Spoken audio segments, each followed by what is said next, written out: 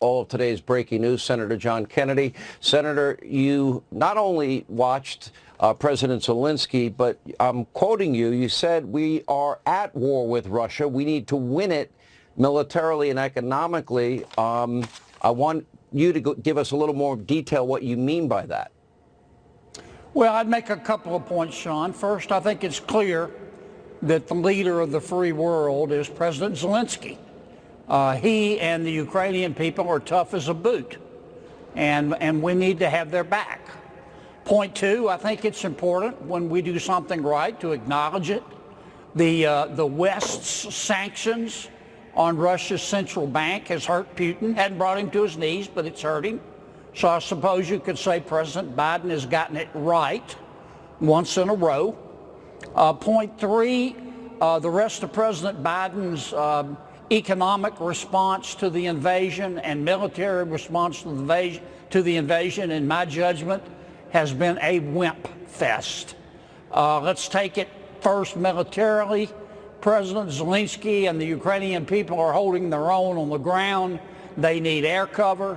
Today, President Zelensky said, can you please help me get planes? Can you please help me get surface-to-air missiles?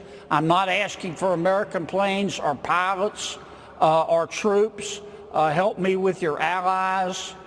President Biden's response is the same as it always is. I'll get back to you in 3 to 5 business days.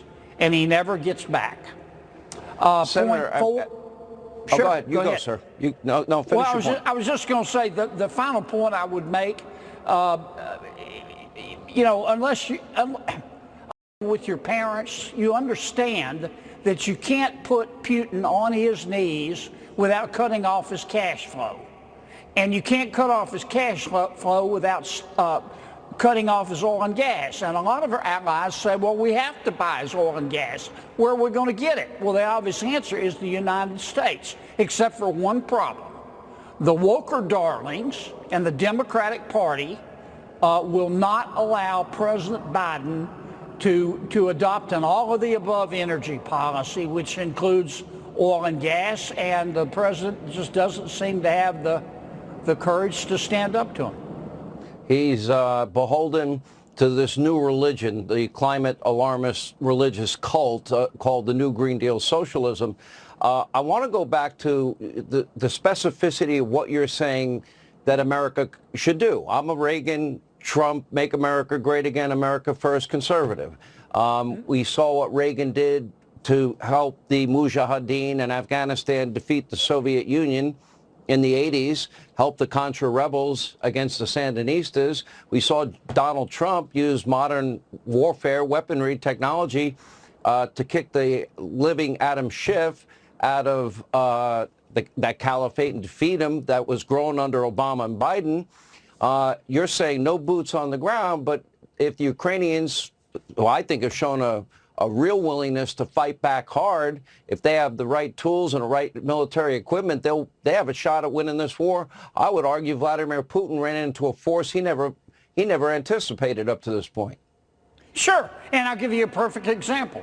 Poland said, look, we'll deliver our MiG jets to a NATO and American air base in Germany, and then from there they can go into Ukraine. President Biden said, no, that makes me nervous. Well, I'm nervous too, but there's an alternative. Just have Poland either fly or truck their planes flown by Ukrainian pilots either directly into Ukraine, or they can put them on a truck and put them next to the border and let the Ukrainians drag them across. And President Biden won't even agree to that. It's as if he's looking for excuses.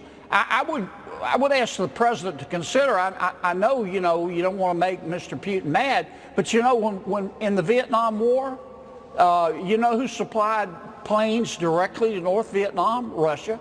In the Korean War, who supplied planes directly to North Korea? Russia.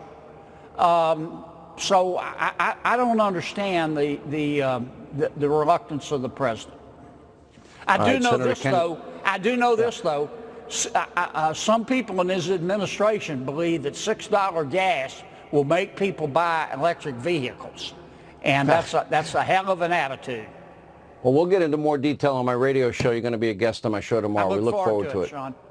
All right, Senator, always great to have you. Thank you. Now, as Putin's bloody assault rages all across Ukraine, millions of men, women, children, they're now being forced to flee, to leave their homes as these Russian forces now continue to target civilians. Nearly 3 million refugees since